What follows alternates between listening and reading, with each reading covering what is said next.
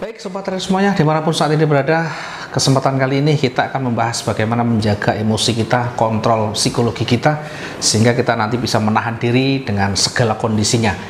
Pertama, cara yang paling tepat adalah berdamai dengan kerugian ya. Justru kita harus mengatur sendiri seberapa kerugian maksimal yang bisa kita dapat terima dengan membatasi risiko itu. Kerugian yang kita alami, kita akan perkecil dan kita bisa tutup dengan membatasi menggunakan stop loss atau menggunakan cut loss manual, tentunya sesuai dengan style kita masing-masing. Termasuk di dalam hal ini adalah profitnya harus kita ukur, kita atur sesuai dengan gaya kita dan aturan main kita. Yang kedua, kita harus berdisiplin dan berkomitmen ya untuk selalu mematuhi aturan main kita ya, sehingga pada saat profit kemudian kita bisa langsung keluar ya sesuai dengan aturan kita. Jangan menunggu terlalu lama ya, jangan serakah juga, jangan melanggar target profit yang sudah kita susun sedemikian rupa. Hanya karena mengejar keuntungannya lebih tinggi, maka satu saat kita bisa jatuh ya. Jangan khawatir kita tidak ada profit yang lebih besar lagi, karena nanti ada peluang-peluang berikutnya yang bisa lebih potensial. Yang ketiga, patuhi money management yang sudah kita buat sebelumnya. Nah, misalnya kita menggunakan dana $5.000 ya, kita bisa membatasi per transaksi misalkan 2% misal, sehingga ketika harga minus kita mencapai $100, maka belajarlah kita disiplin untuk kita menutup kerugian itu. Suka atau tidak suka, rela atau tidak rela, belajar kita berdisiplin. Kemudian yang keempat, meskipun kita sudah yakin seyakin-yakinnya, analisa kita sudah valid 100%, kita bisa mendapatkan profit yang besar misalnya, maka jangan mengambil resiko dengan mempertambah atau menambah posisi-posisi kita yang jauh lebih besar dengan banyak meresikokan modal kita, karena kondisi pasar bisa berubah sewaktu-waktu tanpa kita duga dan tanpa ada indikasi apapun. Jadi jangan menghabiskan modalmu dengan resiko yang jauh di atas yang kita perkirakan. Kemudian selanjutnya yang kelima ya, sediakan waktu yang cukup untuk kita menganalisa, mengidentifikasi, termasuk di sana kita mereview yang sudah kita lakukan. Penting untuk kita selalu mereview yang sudah kita analisakan, yang sudah kita jalankan, sehingga terukur yang sudah menjadi rencana kita.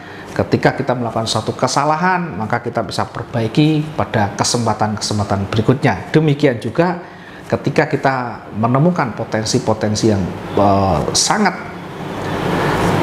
mendukung atau sangat potensial kita bisa dapatkan sesuai dengan arah analisa kita, sesuai dengan opini kita, maka kita bisa mempertahankan, bahkan kita bisa mengembangkan jauh lebih baik lagi. Kemudian kuasai sebelum kita terjun terlalu dalam, kuasai bagaimana cara membaca pasar, atau setidaknya kita mencari probabilitas yang paling tinggi saat pergerakan itu sudah mulai satu arah.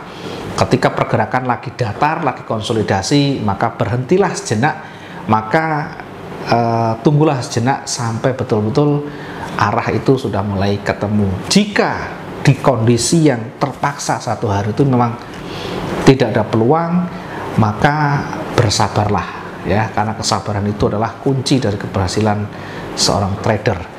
Kemudian jangan lupa dan harus disadari bahwa di dalam mendapatkan keberhasilan dalam trading, tidak cukup kita hanya berani, tidak cukup hanya punya mental yang kuat, tapi persiapkan semuanya dari awal sedemikian rupa dan praktekkan terus-menerus lakukan seperti itu. Ya, ada proses yang harus kita jalani, ada waktu yang harus kita tempuh di sana. Profit memang bisa kita dapatkan dengan instan di dalam trading, tetapi proses tidak bisa kita jalankan, tidak bisa kita lakukan dengan instan. Harus setapak demi setapak, setahap demi setahap. Mudah-mudahan ini bisa bermanfaat buat teman-teman yang masih kacau, yang masih belum stabil di dalam kita pengendalian emosi kita ya.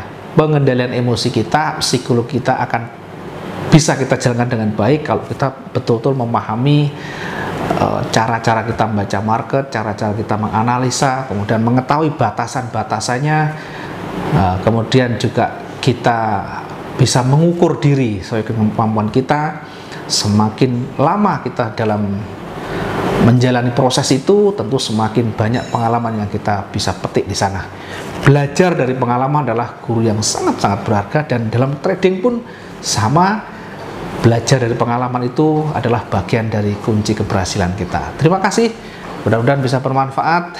Jangan lupa ketika teman-teman masih punya pertanyaan, tulis di kolom komentar ya.